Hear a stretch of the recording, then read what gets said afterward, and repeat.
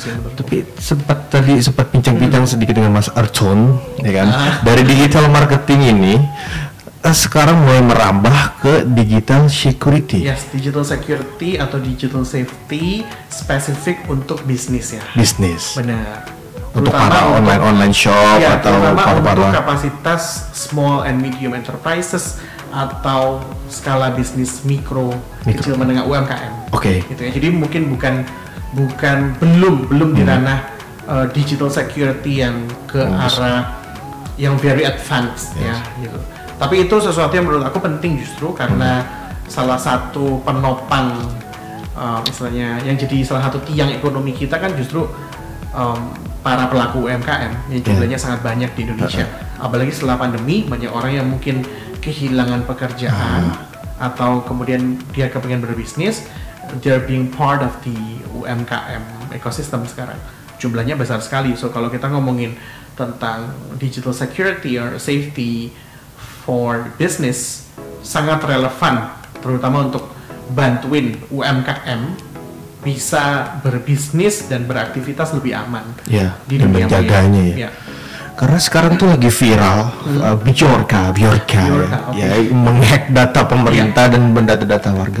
Tapi seberapa pentingkah digital security nih buat masyarakat yang masih awam gitu, yang seperti saya misalkan pelaku usaha online gitu, seberapa pentingkah menurut Mas? Menurut aku sangat penting ya.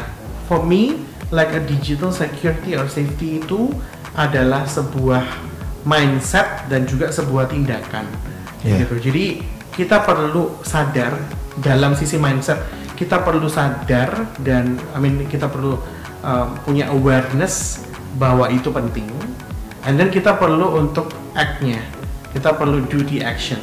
Kita perlu melakukan tindakannya. Tindakannya apa? Ada dua hal. Gimana kita mengamankan manajemen data digital kita dan juga mengamankan jalur komunikasi digital kita. Jalur komunikasi. Nih, coba Mas Artun bisa menjelaskan nggak contoh bagaimana cara kita menjalankan jalur komunikasi yang aman nih? Jalur komunikasi digital yang aku maksud tuh kayak gini. We're all connected to internet berjam-jam setiap hari. Ya. If not 24 jam, paling enggak selama kita beraktivitas, selama kita masih bangun. Ya. Standby, standby. Coba aku nanya, kau buka internet itu dari kapan? Apa bangun tidur ngecek Instagram atau WhatsApp, ya kan? Pasti kan? Pasti. Mungkin nggak semua orang. Ada orang yang mungkin dia mandi dulu, olahraga dulu, sarapan dulu. Tapi banyak banget orang-orang zaman sekarang bangun tidur langsung dia ngecek. Ada yang masuk chat kah, apa kayak gitu ya. And then pada saat you're doing your work, yang mungkin kalau yang ngantor mungkin jam 9 sampai jam 5 sore, ada yang freelancer atau orang yang kerja sendiri bahkan bisa sampai malam ya, sampai subuh lembur gitu. Intinya kita terkoneksi dengan internet lama banget waktunya. Itu bisa di handphone, bisa di PC, bisa di laptop dan smart devices yang lain. So yang harus kita make sure adalah jalur komunikasi digital kita itu aman. Yang punya akses terhadap device-device kita yang terkoneksi ke internet tuh kita bisa pantau. Apakah kita sendiri? Apakah kita mungkin punya admin? Apakah device-nya benar-benar device kita sendiri? Atau mungkin misalnya kita habis login di akunnya siapa? Mungkin di coworking space atau mungkin di kantor. Terus kita lupa log out misalnya. That means kan aksesnya terbuka untuk sesuatu yang kita nggak bisa kontrol. So kita perlu untuk make sure the access to devices secara internet hanya ada di kita. Sesuatu yang kita bisa approach, sesuatu yang kita bisa kontrol, kayak gitu. Kemudian kita memastikan juga bahwa jalur komunikasi itu tidak ada threat itu misalnya kayak virus atau mungkin ancaman-ancaman cyber yang berusaha untuk attack, kita perlu tahu. So teman-teman harus disiplin juga untuk ngecek kayak email atau like kalau ada notification, ada orang yang berusaha untuk login ke your accounts of social media atau email, kita juga harus benar-benar aware, jangan dibiarin aja itu. Jadi hal-hal itu penting banget untuk kemudian kita tahu dan kemudian kita melakukan tindakan. Jadi kalau misalnya ada yang berusaha untuk masuk ke email kita atau social media kita, ada notifnya, kita cek gitu. Oke, dari device apa? Jangan-jangan device kita sendiri mungkin, atau orang lain ternyata.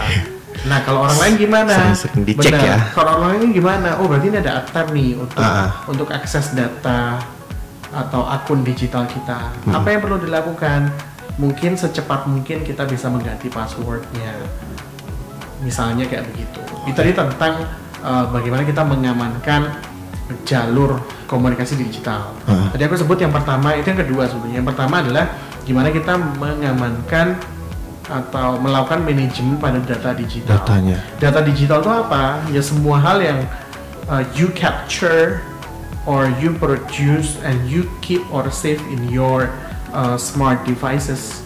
Apapun yang kamu produksi, kamu foto, kamu rekam, kamu bikin menggunakan smart devices, handphone, laptop, segala macam, dan kamu simpan di dalam itu. Terutama kalau mereka terkoneksi dengan internet. Dan semua itu bisa kelacak. Mungkin gitu ya. I'm not a hacker and I'm not a cracker. Tapi aku yakin semakin kesini istilahnya penjahat-penjahat siber itu makin canggih dan makin seamless gitu ya. Istilahnya yang seamless itu bukan cuma teknologi atau HP gitu ya. Tapi juga kejahatan siber gitu ya. Semakin tidak terlihat, semakin canggih, semakin advance. So kita nggak harus jadi ahli IT untuk bisa melakukan hal yang pertama tadi.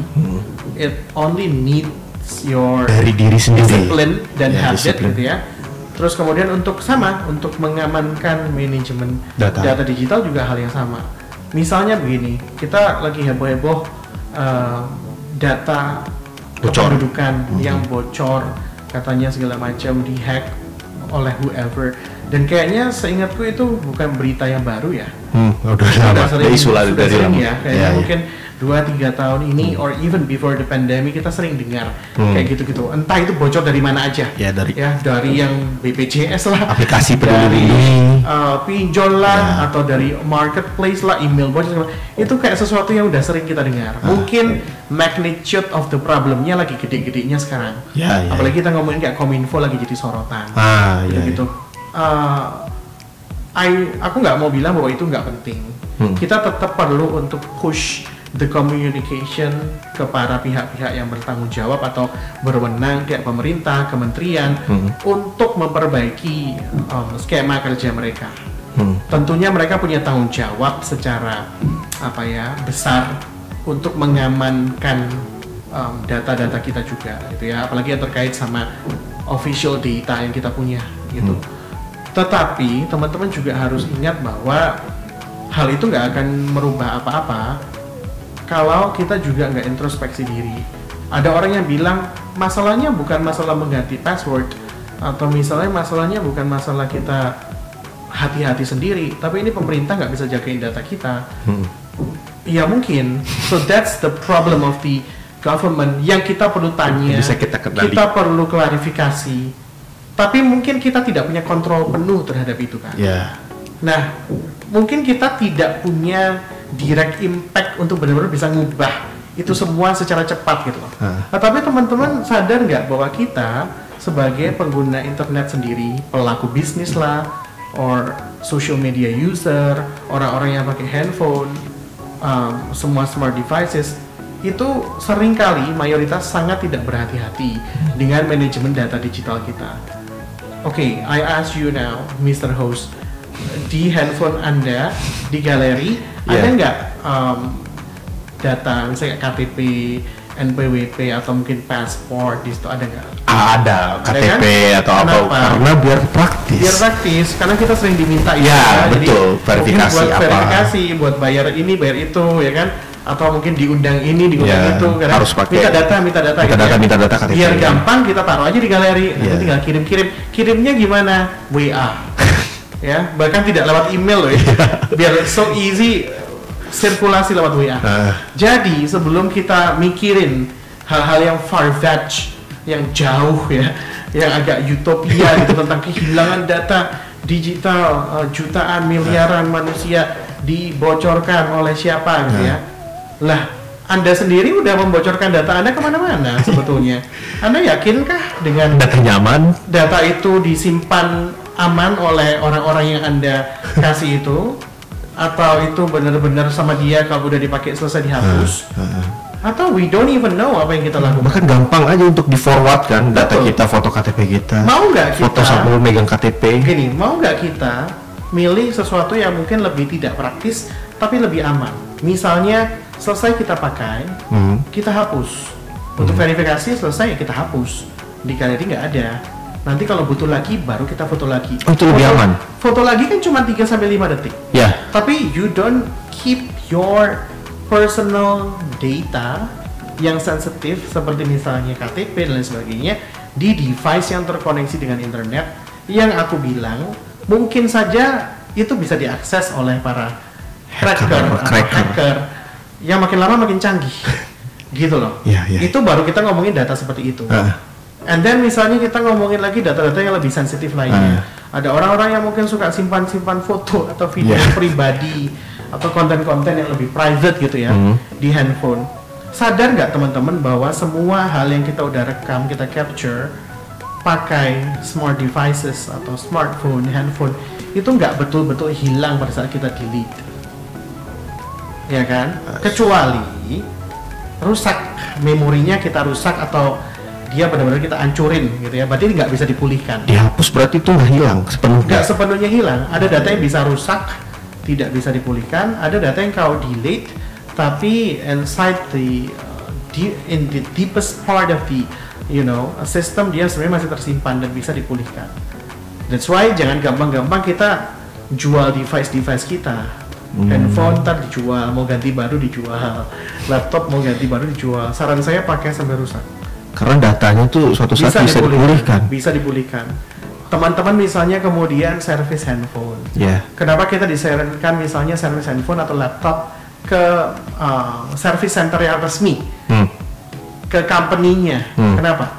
Karena kalau itu company yang resmi, maka mereka punya privacy policy, ya kan? Istilahnya mereka tuh nggak iseng, nggak iseng, jadi nggak sangat jauh dari standar. Kalau misalnya dia ngelihat data terus dia copy, dia kayaknya nggak mungkin ya, ada privacy policy-nya, karena they're official company. Tapi kalau misalnya kita kita kasih ke tukang service segala macam, and they happen to know cara untuk memulihkan data, ya udah, apa yang bisa terjadi?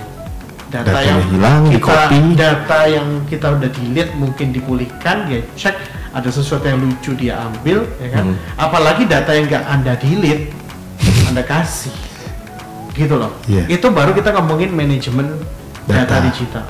Terkait dengan misalnya lagi tadi hal yang kedua, mengamankan akses komunikasi digital kita.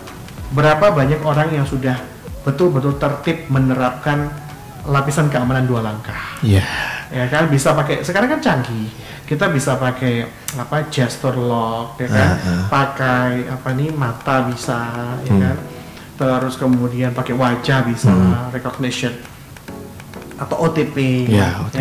Udahlah, nggak usah ribut membahas misalnya masa kata si menteri ini OTP tiap hari harus diganti. Ya mungkin beliau tidak mengerti.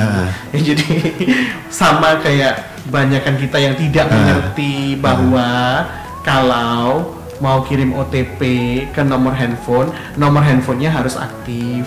Berapa banyak orang yang tiap bulan harus datang ke provider untuk memulihkan nomornya karena lupa nggak ngisi pulsa. Iya. Karena datanya nyangkut. Harus OTP, aktifin nomor. Nggak bisa nih OTP. Ya iyalah, orang nomornya mati. Gitu kan. Akhirnya nggak bisa kirim OTP. Nah, hal-hal seperti itu adalah hal yang menurut aku secara sederhana perlu untuk kemudian kita petakan dulu. Oke, kebutuhan aku terhadap manajemen data digital itu seperti apa? Mengamankan akses komunikasi digital seperti apa? Hal-hal apa yang belum aku lakukan, yang perlu aku terapkan dulu. Udah, lakukan itu sebagai sebuah tindakan yang nyata. Biasakan itu menjadi sebuah habit and discipline. Dengan cara itu mungkin akan sangat membantu gitu. Kita nggak bisa menghilangkan 100% resiko cyber, tetapi kita bisa meminimalisasi sampai ke level yang paling kecil.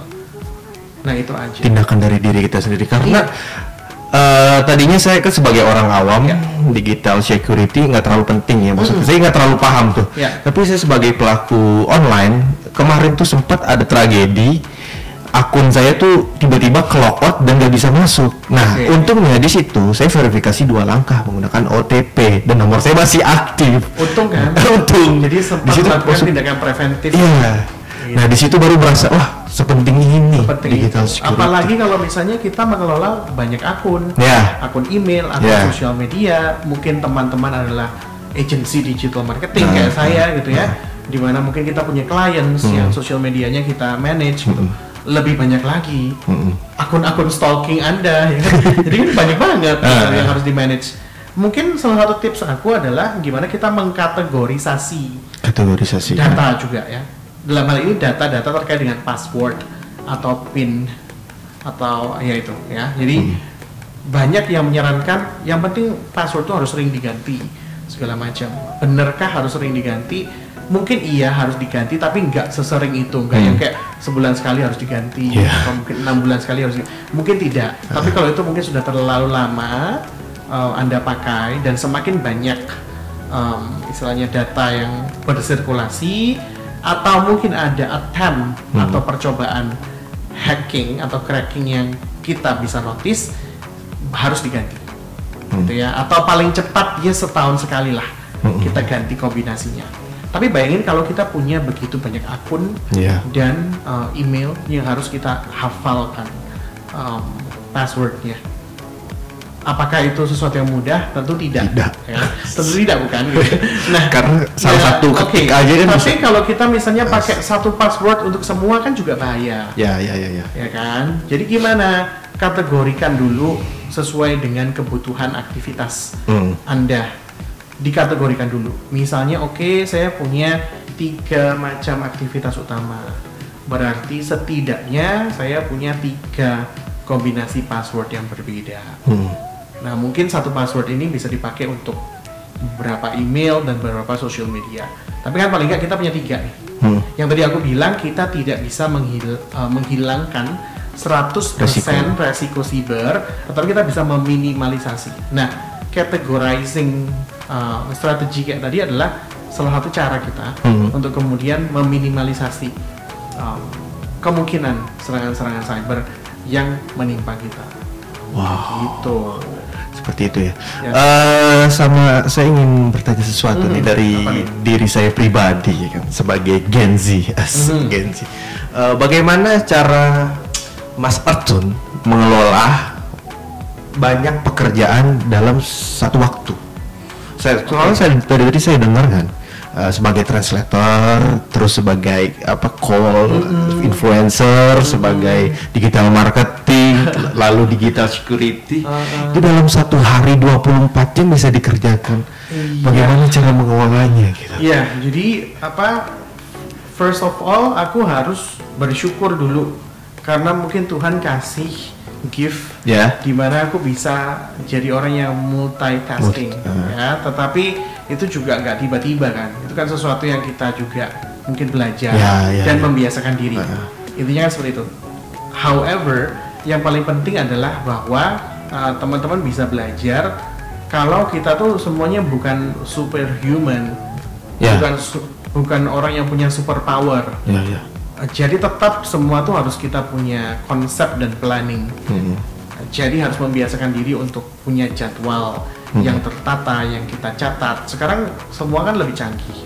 Kita nyatat nggak harus dari diary atau kalender yang kita bulet-buletin. Bisa pakai handphone kita, segala macam. Bisa ada reminder di situ dan lain sebagainya. Jadi kita perlu mencatat tuh planning kita, kegiatan-kegiatan sudah terjadwal supaya kita terbantu. Karena tentunya kita sebagai manusia sepintar-pintarnya orang, semultitaskingnya orang, pasti dia bisa lupa. Pasti dia bisa telat, ya kan? Mungkin teledor. Nah, jadi pencatatan, planning itu bisa bantu kita untuk tidak harus mengingat-ingat sesuatu yang sulit gitu loh. Ya kan, nah itu tuh penting, dan itu banyak orang yang melakukan itu, tapi banyak juga orang yang teledor tidak melakukan. Jadi kadang cari-cari jadwalnya itu kita ngeceknya dari email atau chat WA-nya kali ya. Kayak searching dulu, searching ada acara apa kemana gitu ya, dan pakai keyword lagi karena nomornya mungkin nggak disimpan ya. Jadi kita pakai keyword gitu. Nah itu banyak loh yang masih seperti itu. Kadang-kadang pun saya bisa jadi nggak disiplin. Kadang-kadang kalau too many works, workload-nya banyak, kadang ada 1-2 hal yang mungkin kita tidak disiplin masukin ke kalender dan jadwal, dan itu fatal. Gitu, kita bisa bikin kita telat, bisa bikin kita mungkin harusnya ngerjain sesuatu jadi nggak jadi, ketemu orang jadi batal karena kita nggak disiplin. Nah, along the way aku bekerja sebagai seorang profesional, sebagai seorang independent entrepreneur, berusaha untuk menata itu sih, mendisiplinkan diri juga, sama kayak aku mendisiplinkan diri bagaimana manajemen data digital dan jalur komunikasi digital. Aku juga berusaha untuk merapikan jadwal gitu ya, mencatat konsep dan planning dengan lebih rapi gitu. Selain waktu, data, jalur komunikasi. Jadi kita nggak energi, karena kita nggak bisa ingat semuanya, so lu perlu note down gitu loh, perlu catat gitu. Jadi kalau paling nggak kita ingat-ingatnya, oke, setiap pagi sebelum kita memulai aktivitas kita bisa buka dulu jadwal kita, evaluasi. Itu bisa jadi reminder, oke. Jadi nanti aku harus ke sini, aku harus lakukan ini, segala macam. This is the meeting that I should be doing, dan lain sebagainya. Itu aja, simple. Itu.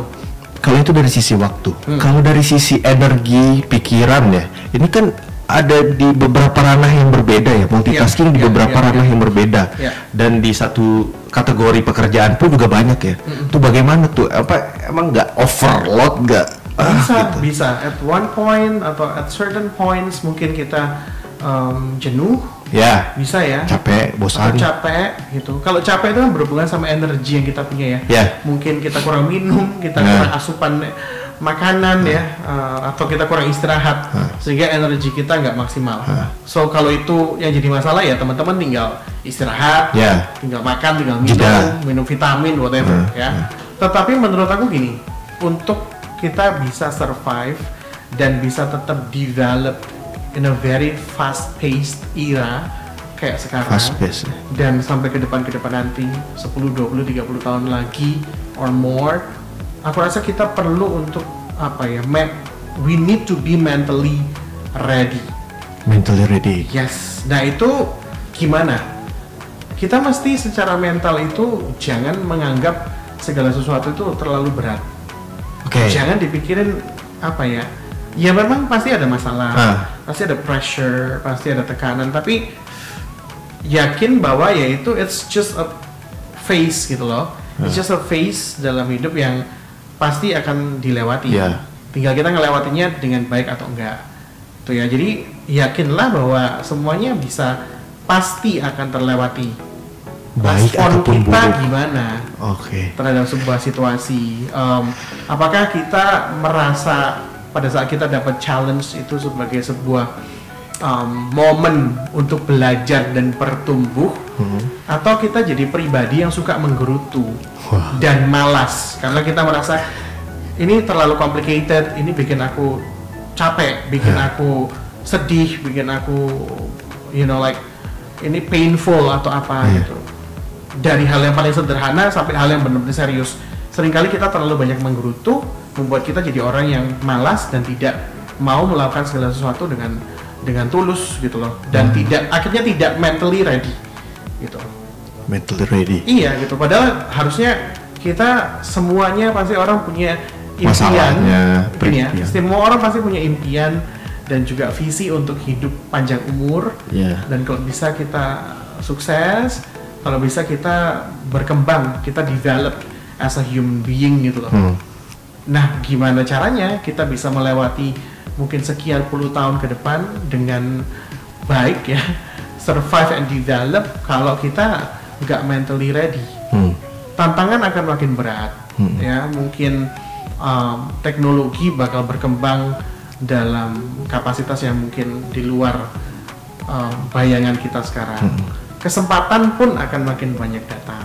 Manusia juga makin banyak. Seenggak maunya kita bersaing dan berkompetisi, itu sesuatu yang niscaya kita nggak bisa hindari juga.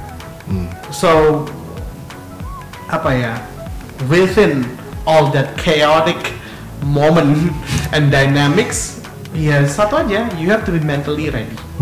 Dengan lu mentally ready, lu bisa belajar apapun yang baru. Lu akan punya mental state yang semoga akan baik, bertumbuh, balance gitu ya. Orang pasti ada waktu sedihnya, ada waktu stucknya, depresnya. Tapi kalau kita nggak harus berkubang di situ terus, ya kan. Lu bisa, ya yang tadi gue bilang, lu bisa selalu bisa belajar hal yang baru. Dan yang penting kayak punya, semangat, passion untuk apa ya, facing another day. Gitu. Itu sih menurutku. Yakini apa yang lu kerjain gitu. Iya. Tapi kalau bisa, gue pernah baca buku filosofi teras ya, dari perkataan kayak aku nggak tahu.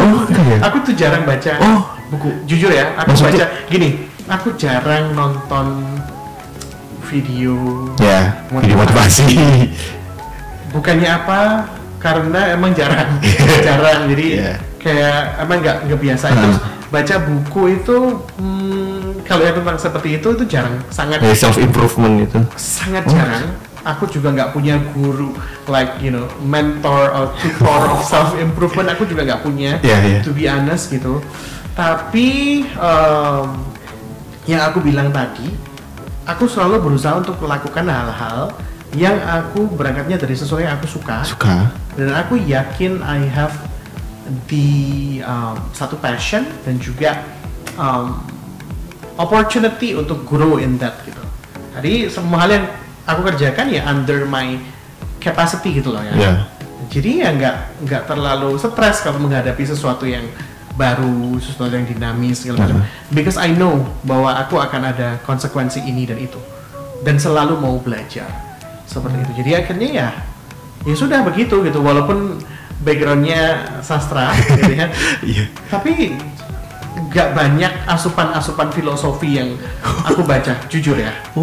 Nggak ngerti. Jadi ya tahu beberapa ya dalam konteks sastra, tapi nggak banyak bacaan-bacaan tentang itu gitu. Kayak menurutku itu sesuatu yang justru you need to gimana ya? You need to find gitu. You need to feel and you find your very own philosophy of life gitu loh. Menurutku ya, itu yang paling penting sebetulnya. Gitu. Soalnya kayak dari ucapan Mas, terlalu banyak informasi nggak sih kalau kita apa-apa kita baca dan resapi terus langsung kayak ikutin. Oh my god, like there will be like too many circulation of information yang menurut aku kok ya bukan apa ya, gak terlalu penting gitu loh. Tapi kayak misalnya kita dengerin kayak gini ya, podcast semacam dengan orang ngomong, ini sesuatu yang menarik. Ini adalah sesuatu yang baru dan maju kekinian yang membantu kita juga mungkin bisa belajar ya dari banyak orang gitu. Ya itu mungkin aku lebih sering lakukan sekarang, dengerin podcast, dengerin orang ngomong. Mau nggak mau mungkin ada beberapa visi atau value yang match dengan apa yang mungkin aku percaya dan aku jalani, dan itu mungkin jadi nebelin apa yang sudah ada in my mindset gitu loh. Itu sih kayak gitu. Wow, luar biasa ya. Gak ada yang luar biasa. Sama ini mengubah stigma kalau untuk sukses, maksudnya untuk jago itu harus di satu bidang. Nah, cerita Mas Altun ini sangat bertolak belakang dengan stigma ini. Luar biasa ya. Terus yang zona nyaman, kita harus keluar dari zona nyaman ya. Itu kan quotes buat menguatkan gini sih. Kenapa kita hidup kan kita cuma sekali. Ya, semua orang bakal nggak ada suatu saat nanti, kita nggak tahu. Semoga kita semua dikasih umur yang panjang. Yang nonton nih semoga semuanya kita panjang usia, sehat. Tapi kalau kita udah tahu bahwa waktu kita itu mungkin terbatas, kenapa kita harus dibatasi hidup dengan pilihan yang itu-itu saja? Why? Itu segak mampunya orang untuk beli makanan yang mahal, kita masih punya pilihan untuk misalnya aku hari ini mungkin mau makan tahu atau tempe, misalnya gitu ya. Atau aku mau minum teh atau mau minum air putih. Masih ada pilihan gitu. Nah, termasuk dengan hal yang pengen kalian kerjakan dalam hidup. Gitu. Kalau menurut aku, if you have the passion in more than one field or two field, lebih dari 2-3 bidang, ya nggak apa-apa. Just do that gitu. Selama memang you have the energy and you have the capacity untuk manage like diverse things gitu loh. Gak apa-apa, lakukan aja. Mungkin tidak semuanya sempurna.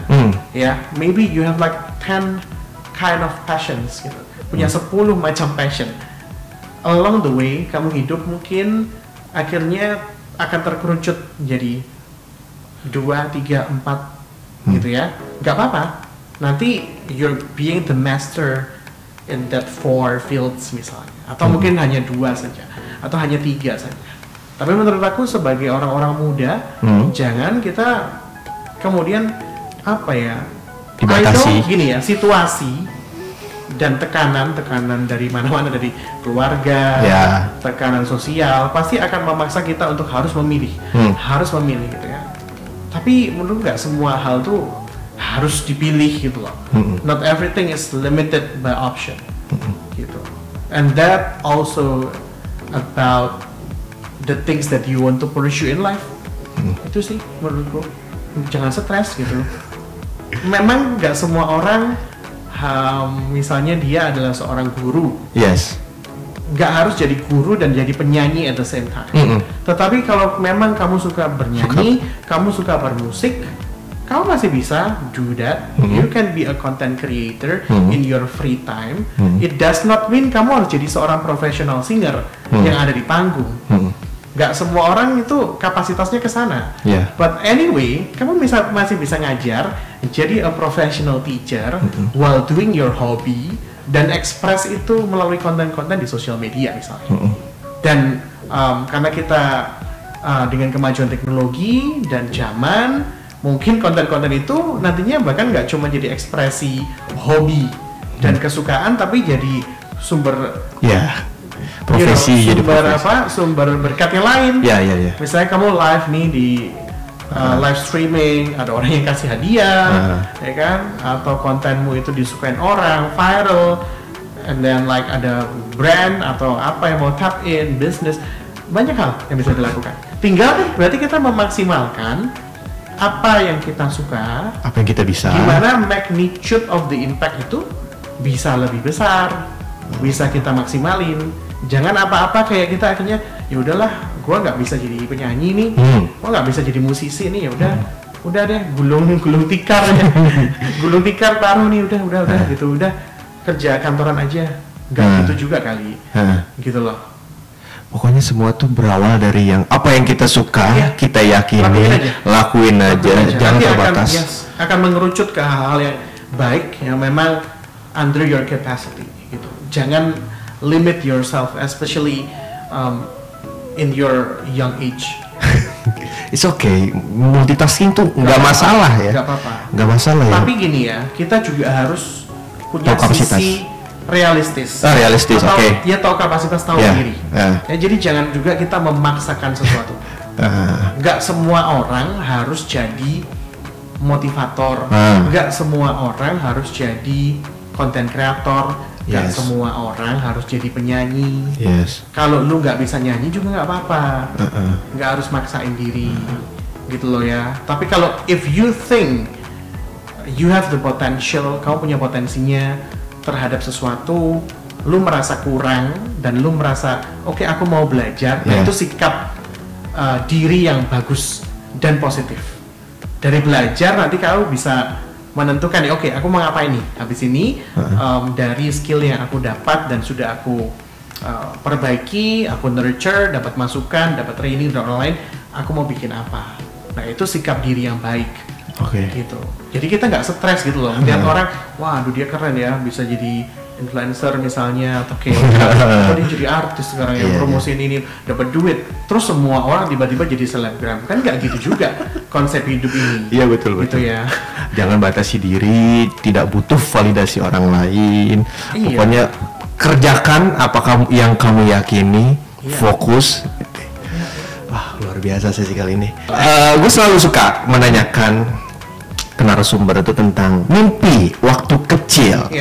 Coba kita ulik sedikit mimpi kecil Mas Erton nih. Pernah nggak sih menyangka pernah nggak sih menyangka Mas Erton sampai sekarang gitu ada di posisi sekarang, atau dari dulu wah gue suatu saat pengen jadi digital marketing, atau suatu saat gue pengen mengubah dunia digital gitu? Ya tentu tidak. Let's say 10-15 tahun yang lalu nggak ada digital marketing dan all this digital ecosystem nggak kayak sekarang gitu loh. Awal tahun 2000-an gitu ya, mungkin waktu kita masih SD gitu kan. Kita internet aja masih ada Yahoo, Google gitu ya. Kita belajar kursus komputer diajarin tuh cara cari informasi. Yang keluar masih kayak gitu. Jadi kayak nggak canggih sama sekali lah gitu ya. Kayak aduh biasa banget ya ini gitu ya. Tentunya nggak ada ya bayangan kesannya, tetapi apa ya, sikap hati dari kecil tuh intinya kepingin jadi orang yang bisa berdampak aja sih sebetulnya. Gitu. Oke. Mungkin udah agak filosofis mulai dari dini gitu ya. Sensitif dan banyak pikiran yang berbeban berat hidupnya itu banyak mikir gitu. Jadi biasanya aduh ntar kalau gue mati gue nggak ninggalin legacy apa-apa kayak gitu-gitulah. Mungkin tapi kata-katanya nggak kayak gitu ya. Iya. Belum berdampak, belum nemu termnya gitu loh. Udah ada visinya ke sana. Berdampak. Gimana kita kepengen jadi dampak buat banyak orang. Gimana supaya hidup ini lebih berarti gitu-gitu. Nah, eksekusinya mungkin kemudian mau jadi apa nanti segala macam. Aku nggak punya cita-cita yang terlalu spesifik sih sejak kecil. Tapi bukan berarti juga kayak go with the flow ya. I know what I want gitu. Tapi yang aku ingat, dan itu adalah satu prinsip yang masih aku jalani dari sampai hari ini, dari aku mungkin kecil, remaja, aku udah dewasa, adalah jangan membatasi dirimu. Jangan membatasi diri. Itu penting banget sih. Belajar sebanyak-banyaknya, berkembang sebesar-besarnya. Jangan terlalu memikirkan kompetisi dan lain sebagainya. Kalau bisa istilahnya kita kalau nggak ada jalan, ya, lu bangun deh jalan lu sendiri gitu. Larilah di lintasan jalan menuju Roma. Gitu ya. Nggak harus ke Roma juga. You can go anywhere you want. Gitu. Jangan terlalu terpaku dengan standar-standar yang ada di luar sana. Fokus ke diri, kembangkan. Gitu. Oke. Sebelum closing, saya minta satu quotes dari Mas Erton. Quotes. Everything. Quotes ya. Terserah. Aku harus buka dari Mas Erton. Jadi fun fact ya. Aku tuh suka nulis-nulis juga. Suka nulis quotes gitu-gitu, tapi aku jarang repost atau nulis tulisan orang lain di social media. Jarang. Jadi aku punya aku save tapi itu tulisan aku sendiri. Gitu. Jadi ini kalau teman-teman buka my Instagram @eduardovolume, itu ada di highlight. Aku suka tulis-tulis gitu. Ada highlight namanya keep going. Keep going atau words. Nah itu tulisan aku sendiri. Coba aku cari yang oke ya. Yang oke ya. Dengan seksama. Ini sesuatu yang aku tulis sendiri. Ya. Hashtagnya keep going. When a door is closed, other doors are opened for you. Your part is to keep your faith, keep moving, and don't dwell too much with the distraction around you. Focus on your ideas and try to make them happen. Jadi pada saat sebuah pintu tertutup, pintu-pintu yang lain akan terbuka untukmu. Bagianmu adalah tetap percaya, beriman, tetap moving, tetap bergerak, tetap maju. Jangan berkubang terlalu serius dengan gangguan-gangguan yang ada di sekitarmu. Fokuslah pada ide-idemu dan berusahalah untuk mewujudkan hal-hal tersebut. Keep going. Oke. Luar biasa sesi kali ini dengan Mas Erton. Thank you. Mari kita tutup. Gue Irfan Ramadan pamit. Mas Erton. Aku Irfan Eduardo. Thank you Irfan. Thank you for watching. Bye bye. See you next time. Di ketemuan selanjutnya. Bye.